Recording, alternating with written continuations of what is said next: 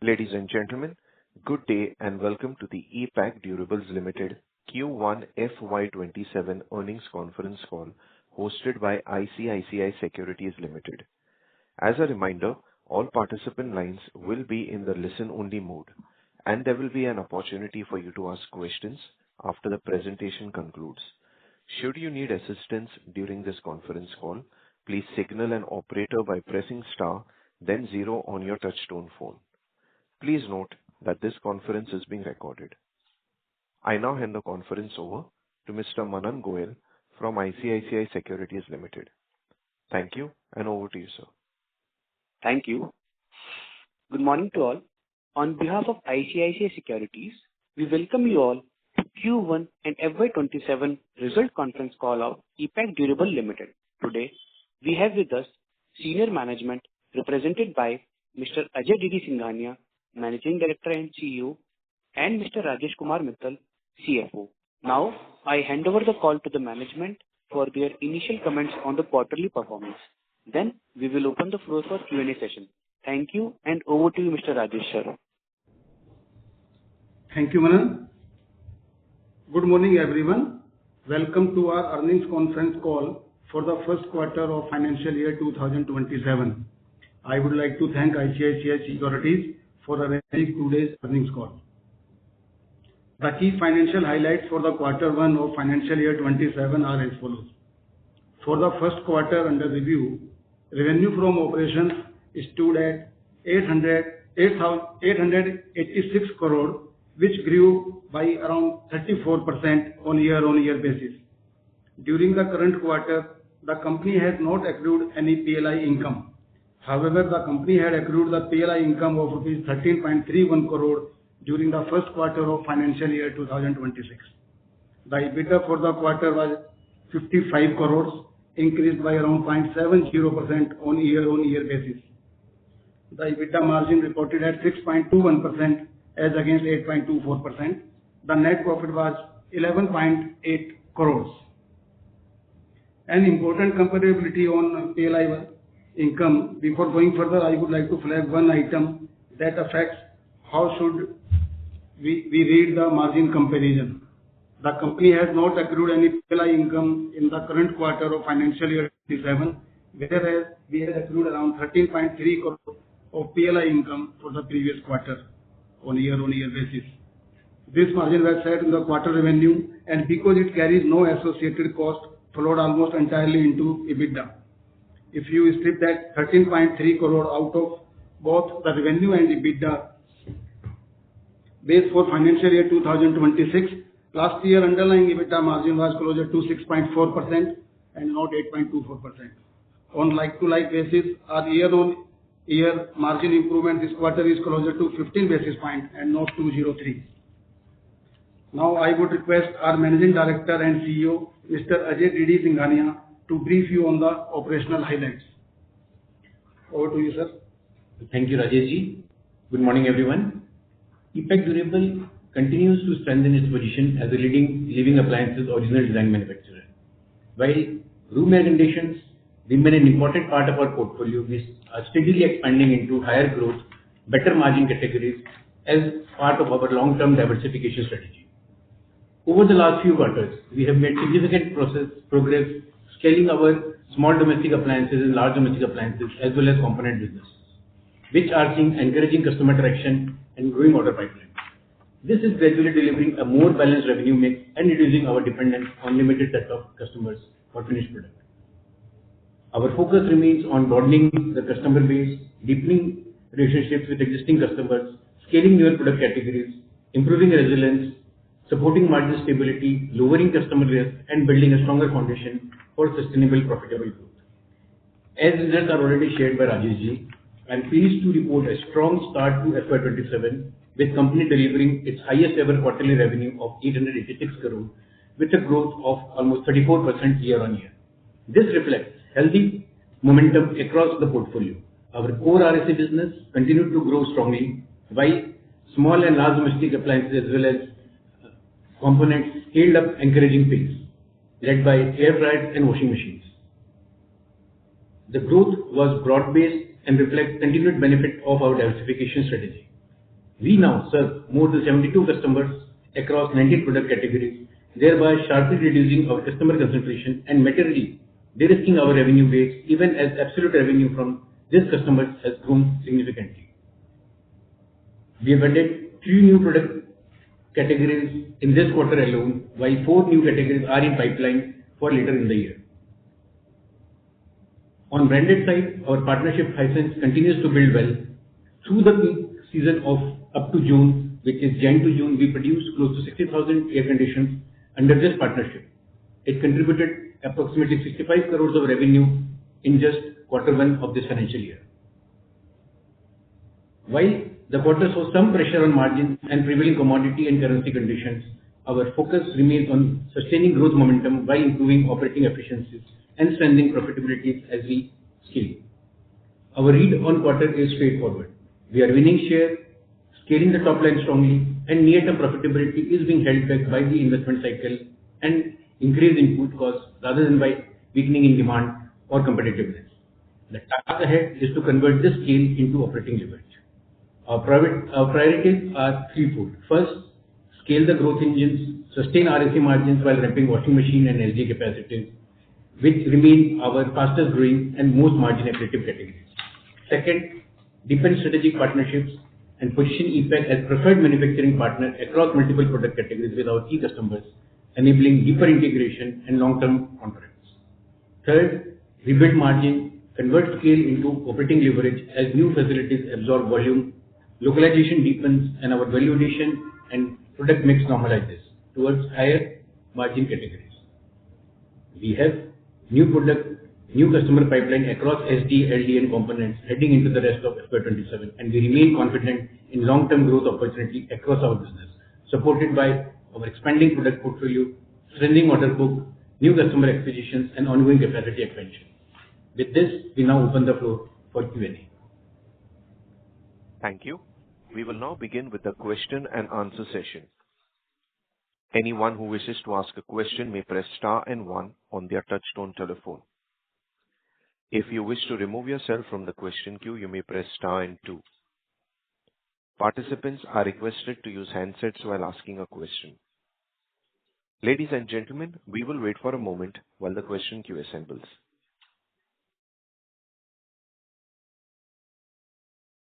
The first question comes from the line of Sukrit Patil with Eyesight Fintrade.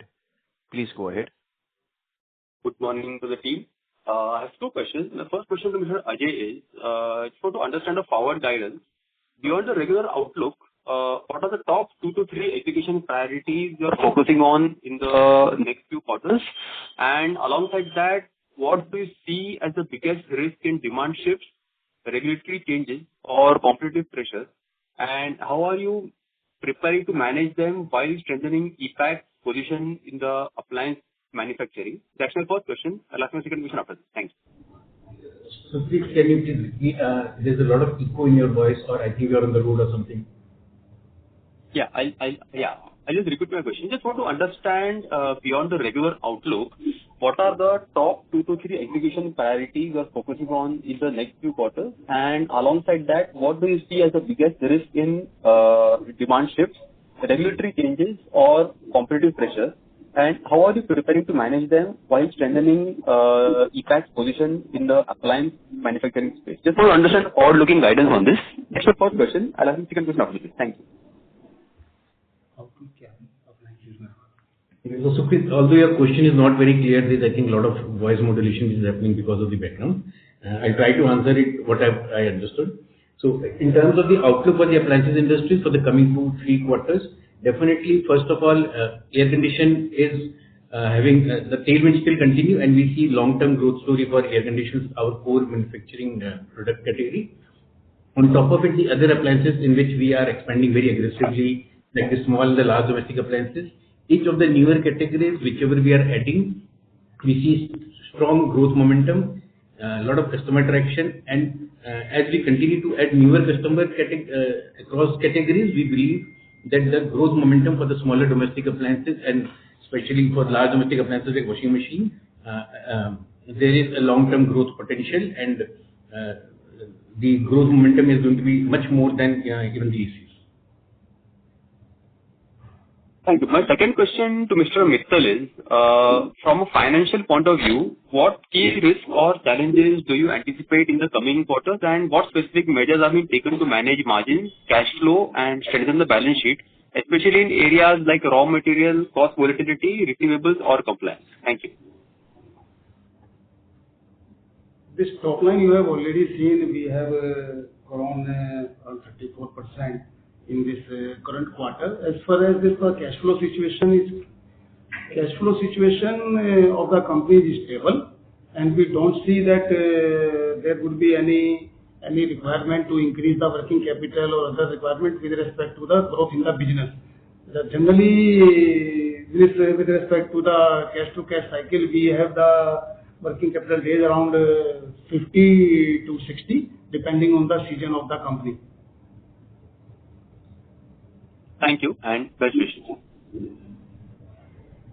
The next question comes from the line of Tanay Shah with DAM Capital.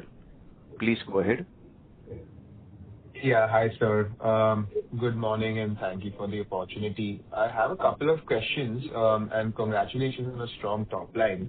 I wanted to understand, if you can break up the 44% growth which you reported in RAC between volume and value.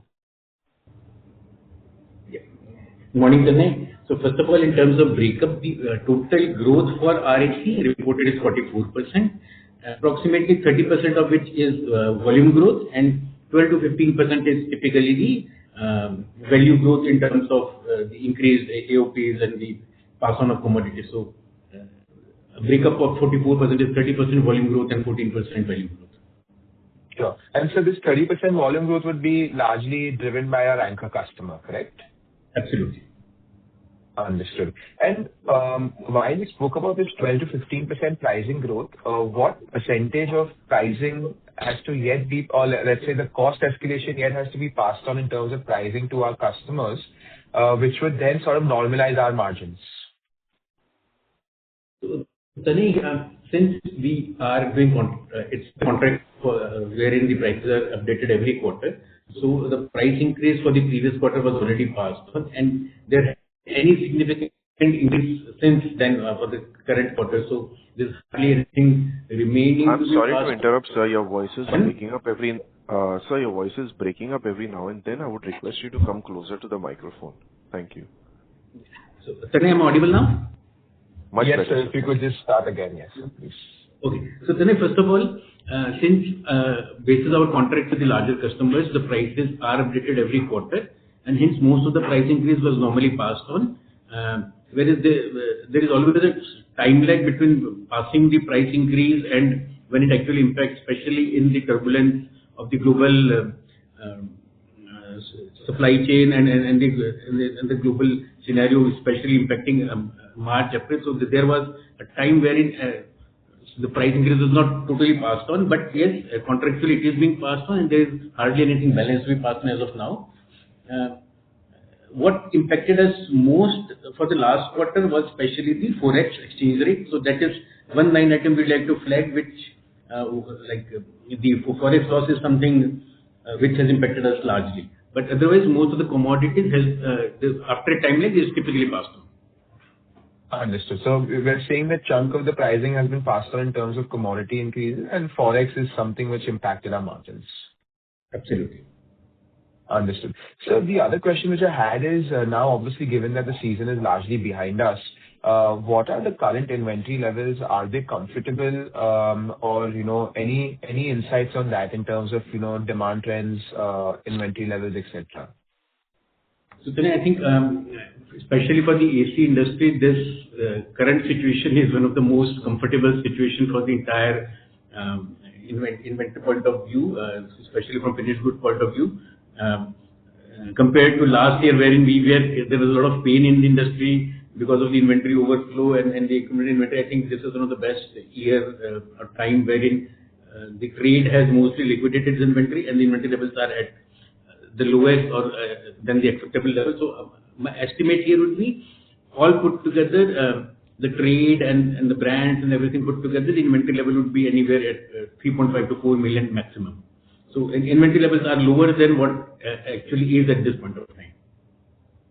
Perfect. Perfect. And one last thing is, how has our working capital and debt moved, let's say, between 4Q and 1Q year on? Rajeshji, if you could possibly help us with that.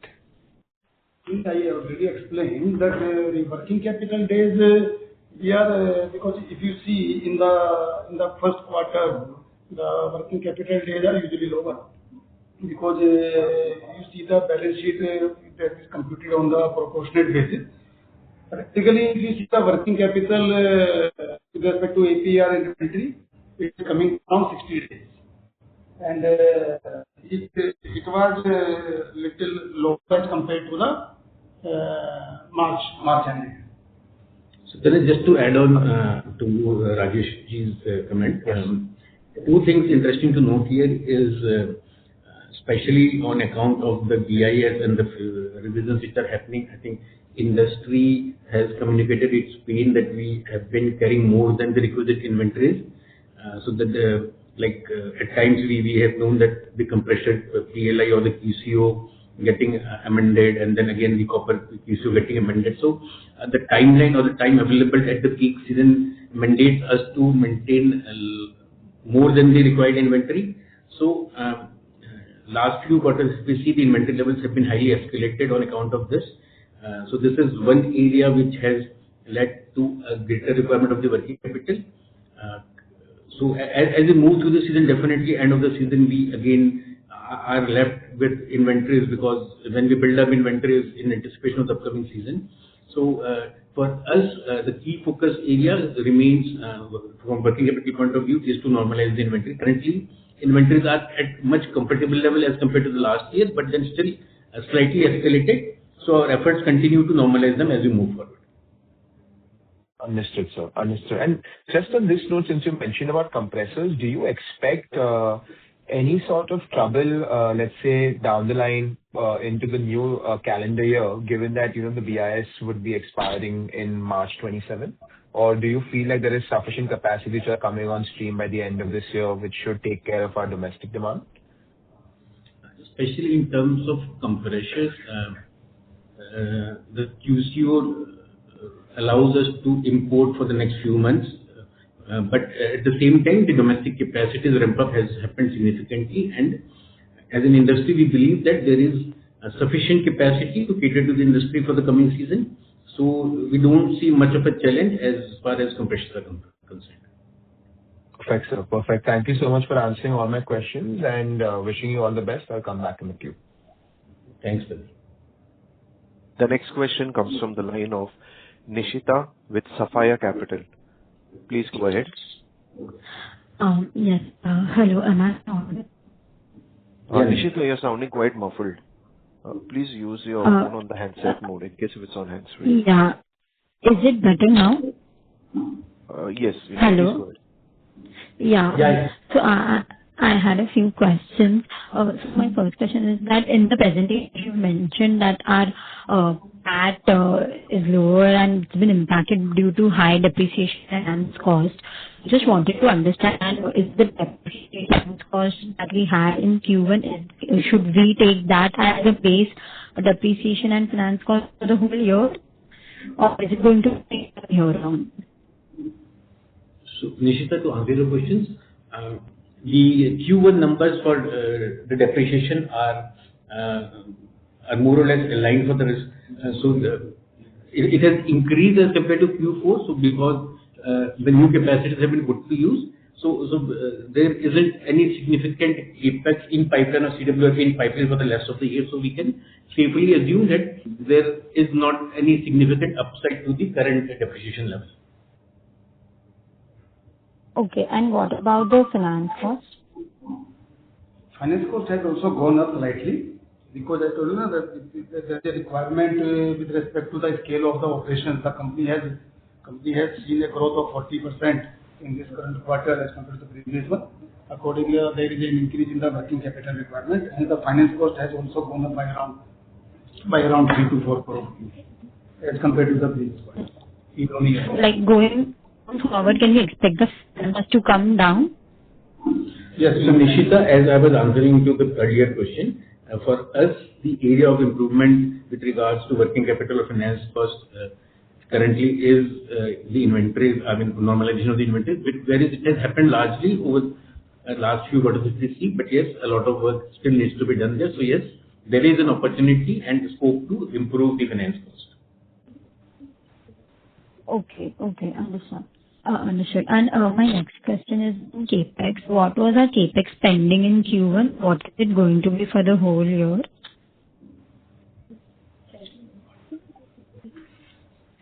So for Q1 ended, there hasn't been any significant CapEx. Roughly 10 crores is what has been booked. And going forward, based on our earlier plans, which was announced last year, we were looking at a total CapEx of around 450 crores, of which currently 330 to 340 has been already booked, and 40-50 crores is something which is currently in CWIP. Yeah. So you were talking on CapEx. Yeah. You mentioned that we've already booked 40 to 50 crores in CWIP. Yeah. So Nishita, I was answering your question on CapEx. So out of a total budget of 450 odd crores, which we announced in the beginning of FY26, out of which 340 to 350 is something which is already booked. An additional 10 crore of CapEx has been booked in the last quarter, Q1 of FY27, and almost 40 to 45 crore is something which is in CWIP.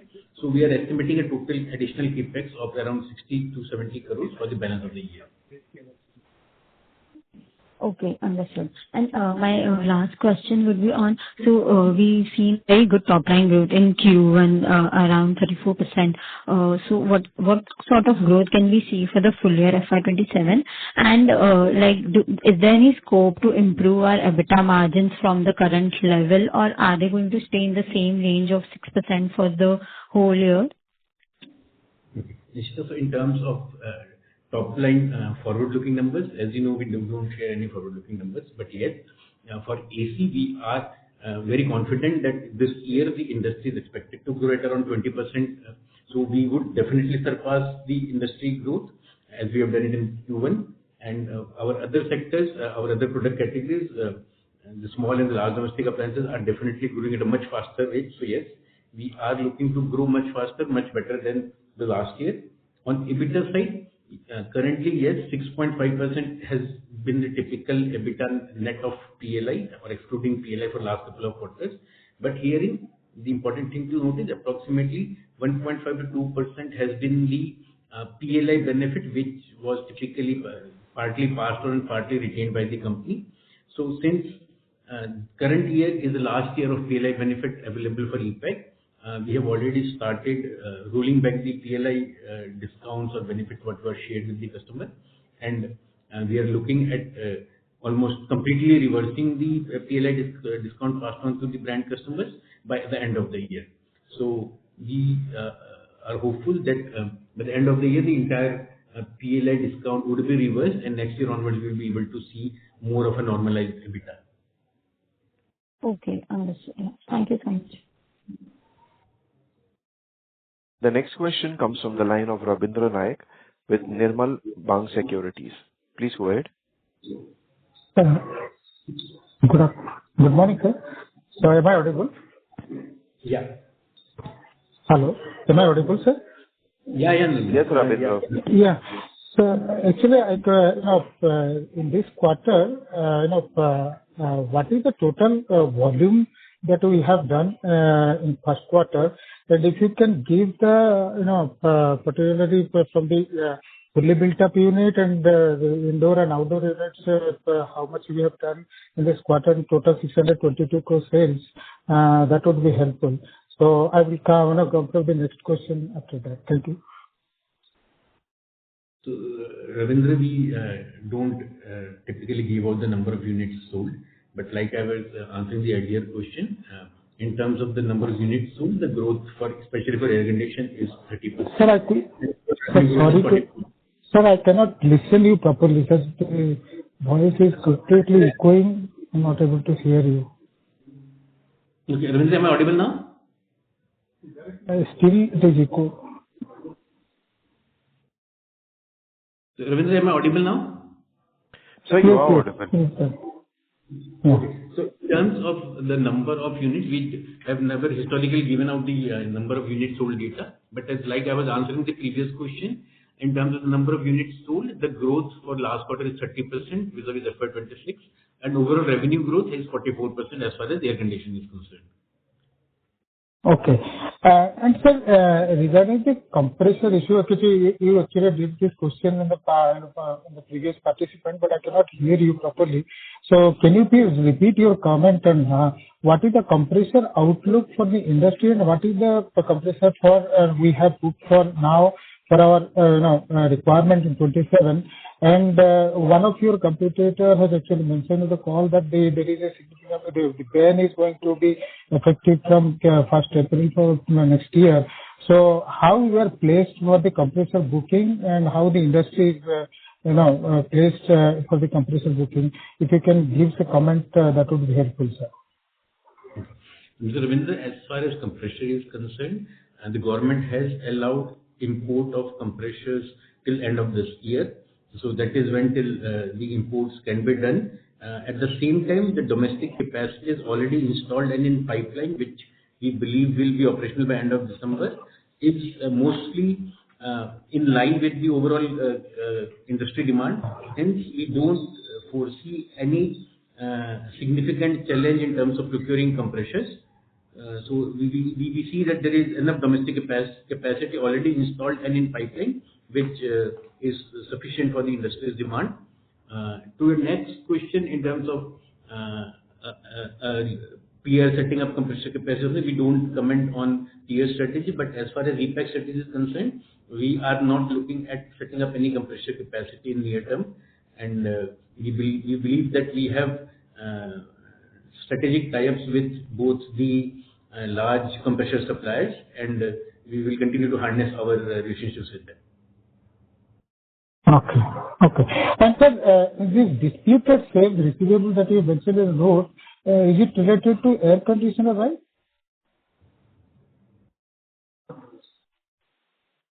Ravinder, can you please repeat your question?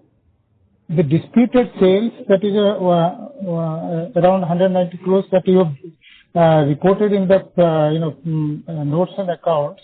Is it related to the air conditioner business, right? Mr. Ravinder, are you on loudspeaker or something? We are not actually able to understand. Okay. So, okay, sir, regarding this, for I'm just coming to the light and domestic appliances, small and large domestic appliances. Can you please give me the breakup of how much it is, from the light and small? So Mr. Ravindra, to what best I could understand your question, I think you are on the loudspeaker. So what best I could understand, the growth of domestic appliances for the last quarter is 68%. So there has been a growth of 68% in the small and large domestic appliances as compared to Q1 of FY26. Thank you. The next question comes from the line of Ayush Jain with Equity Advisory Services. Please go ahead. Yeah. Hello, good morning. Hello. Please go ahead, Ayush. Yeah, good morning. I just wanted to know about ex-RAC or outlook and capacity utilization for the whole year. Hello. Yeah. So hello. In terms of capacity utilization across three plant categories which we had, Dehradun, Bhiwadi and Sri City. For Q1, Dehradun and Sri City capacity utilization was closer to 90%. And as far as Sri City is concerned, we have seen a significant improvement in utilization of Sri City. From previous reported of less than 25, we've achieved almost close to 50% utilization of Sri City for the Q1. Pardon, how much? Closer to 50% is what we have seen the utilization of Sri City. The other two older plants, Dehradun and Bhiwadi, for Q1, where the utilization level was more than 85%. Okay, and this is of ex-RAC, right? Hello. Including RAC. Hello. Including RAC. I just wanted to know ex-RAC actually. So there is no split because the manufacturing facilities are fungible. It's not just the assembly line, it's the overall manufacturing, because we have huge amount of backward integration components getting manufactured within the same facility. So when we talk about capacity utilization, we talk as a whole. Okay. And this kind of level is sustainable for the whole year? This is the Q1 number, Q1FY27. Yeah, Q1 number, but the outlook for the whole year, actually.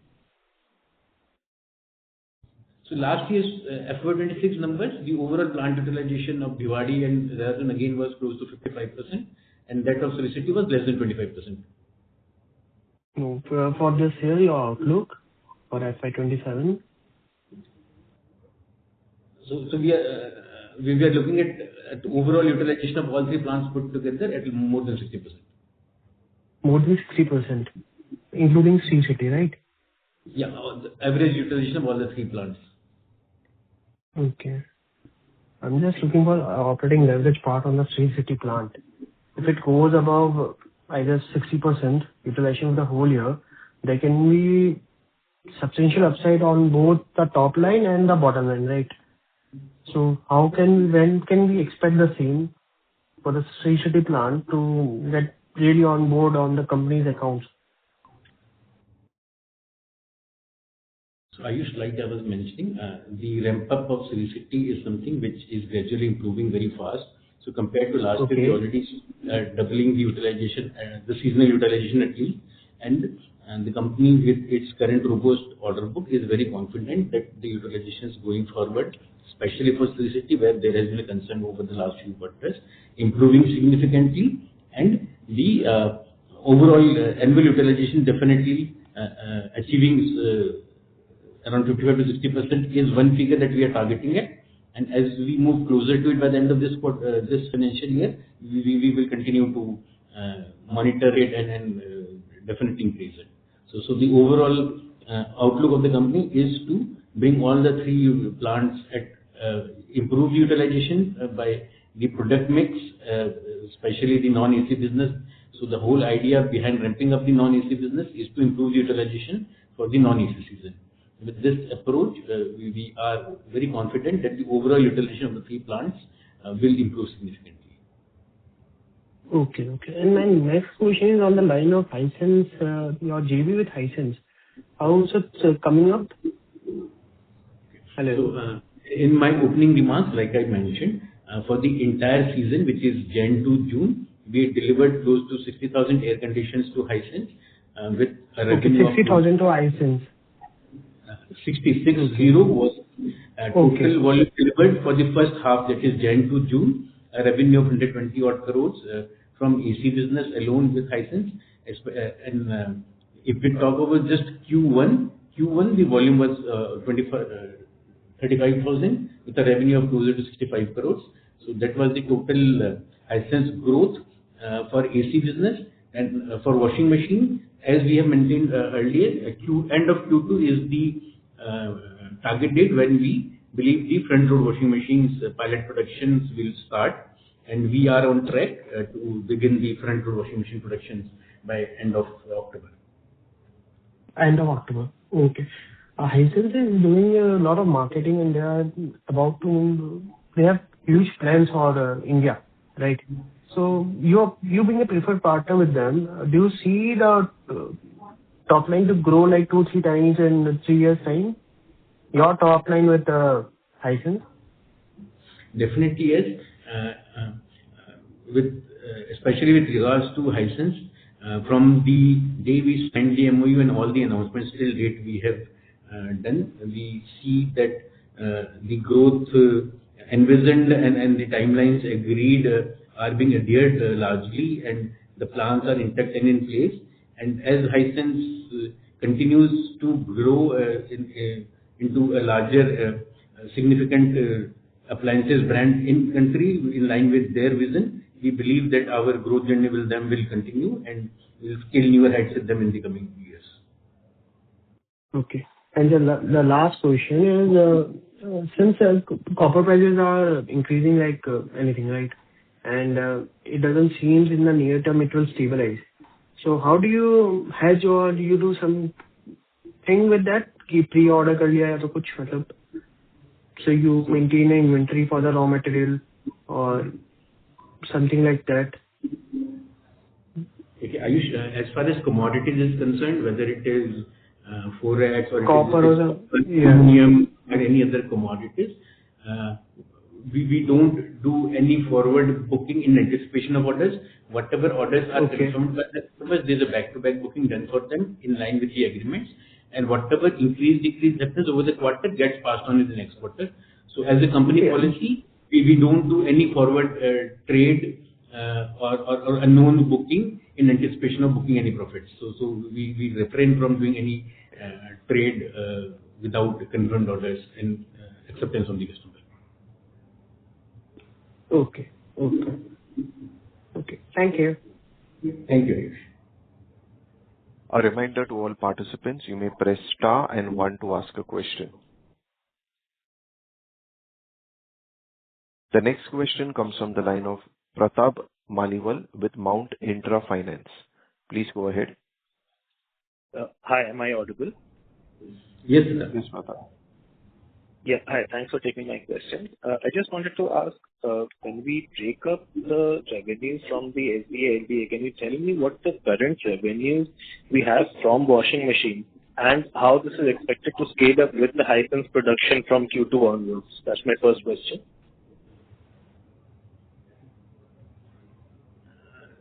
Okay. So I can answer your questions in a way which makes it simpler. The total revenue out of 886 crores, approximately 660 is something which comes from room AC, and the balance is non-AC, which is a mix of SDA, LDA, and the components. So that's the closest answer I have. This is the numbers available with me currently. And SDA, so I don't have numbers right now with me, especially for washing machine. SDA, LDA from approx 80 crores last year has grown to 130 crores. So that's the small and large domestic appliances. Yes, sir. What I'm trying to understand, if I look at the last 2 quarters, Q2 has been a loss-making quarter for us at the PAT level, and the EBITDA margins have been 0 to 2%. Last 2 quarters, the September quarter, if I look at. So what I'm trying to understand, now that we're getting into washing machine, which I believe would be higher margin, as you said, which should also reduce our seasonality in the top line and be margin accretive. So going forward, structurally, can our Q2 September quarter become not just better in terms of top line seasonality and in terms of profitability as well on a structural basis, is what I'm trying to understand. Absolutely. So I think, Pratap, you are bang on target. So yes, Q2 and Q3 historically has been the loss-making quarters because of heavy dependence on air conditions. So the entire strategy around SDA, LDA is first to neutralize the loss, and we are on track in terms of scaling up the washing machines and the other SDA businesses. And like I shared in my opening remarks, we are constantly adding up newer categories in the SDA as well, which is again the non-AC season product. So as we continue our journey, we believe that over next 4 to 6 quarters, we should definitely see the bleeding situations coming largely under control for Q2 and Q3. So the washing machine definitely is a big lever for us in this journey. And as we see scaling up of washing machine in currently, like especially Q2 as you're mentioning, yes, Q2 and Q3 are significantly good for washing machines in the other SDA categories. But it is a journey which we have embarked, and we hope to see the results coming in line with what we are expecting over the next 4 to 6 quarters. But this Q2, I believe you mentioned that we'll be doing the pilot production from the end of Q2. So for this current year Q2, will we kind of lose all our margins and go into PAT negative? I'm not asking for a guidance, but any directional color if you push. In terms of washing machine, we are currently manufacturing the top load fully automatic, which is already under production, and we are serving 3 large national brands, multinational brands in this category. What I was mentioning, especially with regards to Hisense, is the front load washing machine. So that's one category in which probably we would be among the first starters to manufacture front load washing machines as an OEM. So that is something which is currently under pilot production, and we believe that is a newer category, a much more lucrative and a higher price category. So front load is something, end of September and October is what we are targeting to start the mass production. The other categories of washing machines, especially top load fully automatic, is already under production, and we are already serving some micro customers there. Understood. So what I'm trying to understand here is that our target for FY29 that you've given, the 5,000 crore target, are we still on track? I mean, I know that Q1 was largely on track, but it requires a revenue CAGR of approximately 35% or more. So we should have a plan of significant scale up going ahead. So are we largely on track for that? Yeah, so we are largely on track in terms of our overall guidance that the seasonality impact needs to be minimized, and every quarter we are looking at this, we are working to achieve a scenario wherein every quarter is profitable or every quarter the revenue mix is maintainable. Okay, and sorry to harp on the issue again, but Q2, do we anticipate being PAT positive? No guidance needed, just directionally this Q2, do we believe we can be PAT positive, which so we can see the results of the business model actually turning around. So just any color there. That will again amount to a forward-looking statement, but like I think I already answered. Yes, historically Q2 and Q3 have been the loss-making quarters, and our efforts are on. We are working on this. It's a journey. It will take some time. So 4 to 6 quarters, definitely we believe we should be in a situation wherein we can completely stop this bleeding situation. Okay, understood. So just last question from my side. The depreciation input that you had given to the line wasn't clear. I believe this quarter we had 16-17 crores. Did you mention that we don't expect it to increase, or just any detail? The line wasn't clear. I couldn't understand our outlook on that. In terms of depreciation, yes, the current depreciation for Q1, we don't see any significant increase over the next 3 quarters. There is a marginal investment which will be booked every quarter. So overall, during the whole balance of the balance 9 months of this year, we see an additional capex being booked of closer to 60 to 70 crores, which will be done and then in parts over each quarter. But yes, overall capex of 60 to 70 crores is in pipeline, which will get ultimately booked by end of this year. So finally, sorry, just one last question. What was the reason for the large rise in the other expenses? Over 50% it rose this quarter. Other expenses. So, increase in other expenses. Increase in other expenses, as already mentioned by Jason, because in this current quarter, there is a forex loss which has been parked in the books. Okay. That is around 6 to 7 crore. Otherwise, there is no other reason. Okay. Thanks for answering all my questions. Thank you. The next question comes from the line of Karan Gupta with Asit C. Mehta Investment. Please go ahead. Yeah, hi. Again, on the other expenses part, I couldn't hear properly. So what was the reason for the spike? I told earlier, other expenses has gone up by basically one reason, as I explained, that around there is a 7 crore forex loss on quarter basis. And because that the sales value and the production value of the company has gone up by more than 35% overall. Accordingly, the wages cost has gone up. Okay. Resins cost gone up. Wages cost and forex loss. Okay. The second one on the channel inventory, last quarter you said that most of the old rated inventories are at the channel end, and you don't have any old rated ACs, room ACs now. So this growth is purely the new rated as per the BE norms compliant products, right? As you said, 44% of growth, right? And what was the at the channel end? The channel end growth or the old rated products are already flushed out, or it is in the channel inventory. So current now, what we can expect the new growth is new rated or what? Okay. So Karan, first of all, to answer your question, as a manufacturer, we were mandated to start production of new rated the new BE rated products with effect from 1st of January. So yes, the entire growth, both for last quarter as well as the Q1 quarter, is attributed to the new rated product.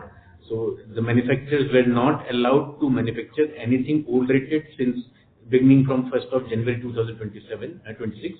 So the entire growth is attributed to the new rated product one. In terms of channel inventory, the channel was allowed to sell old rated product till end of June. So based on our understanding, so it's purely an understanding and estimate, we believe that channel has largely liquidated the entire old rated product, and this is why there has been a growth of the new B rated product. So our estimation and approximation is that yes, the old rated B product has been mostly flushed out from inventory. If somebody somewhere has something, I can't estimate, but yes, largely it has been flushed out, because for the past 6 months the new rated products were only manufactured and sold to the trade. So I hope that answers your question. Yeah, fair enough. On the SDA, LDA side, again, on the overall inventory, what is the inventory in the quarter one? Just to understand, is there any inventory buildup is happening on the SDA, LDA side?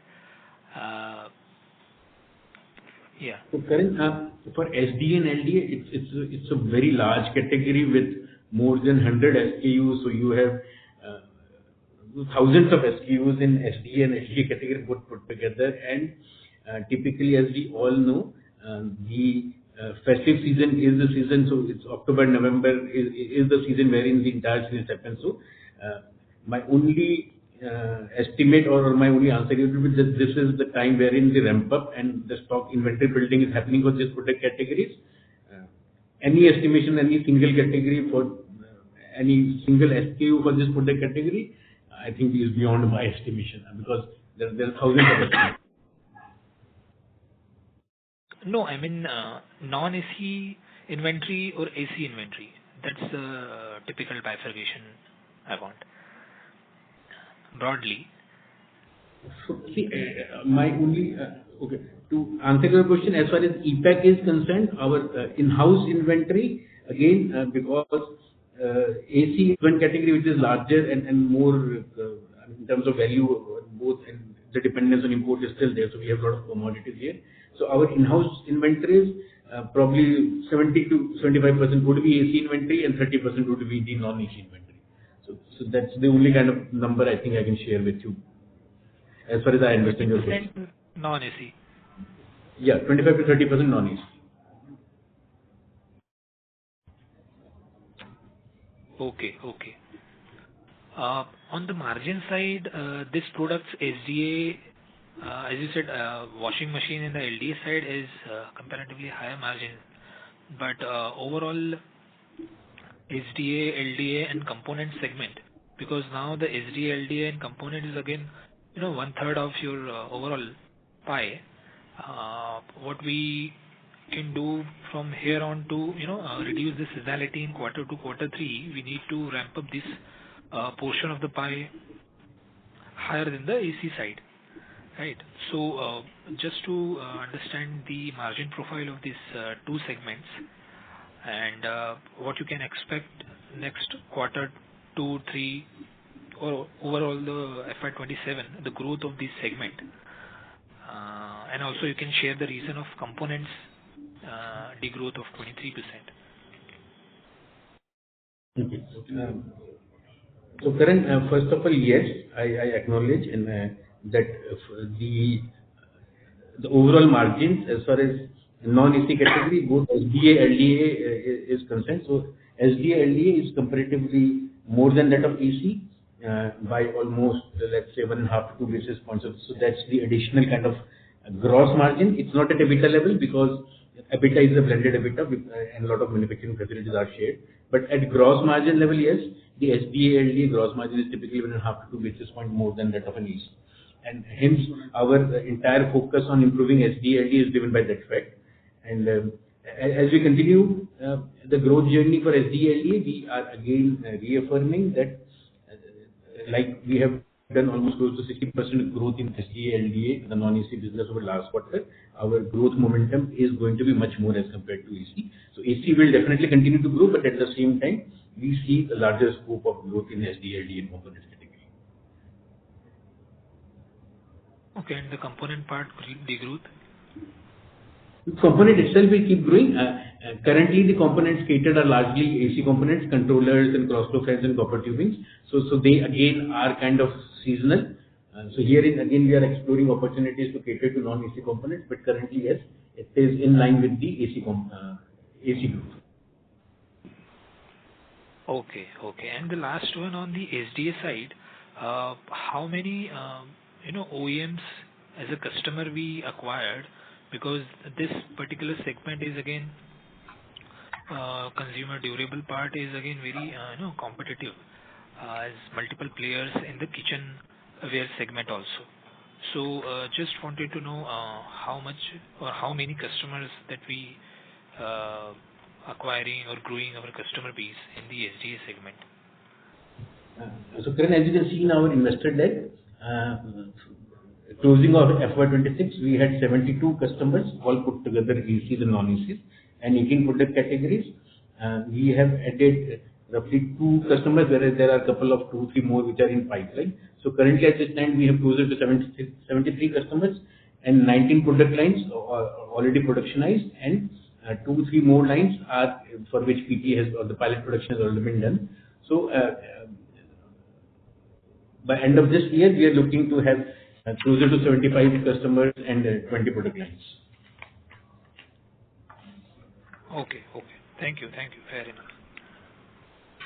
The next question comes from the line of Ayush Jain with Equity Advisory Services. Please go ahead.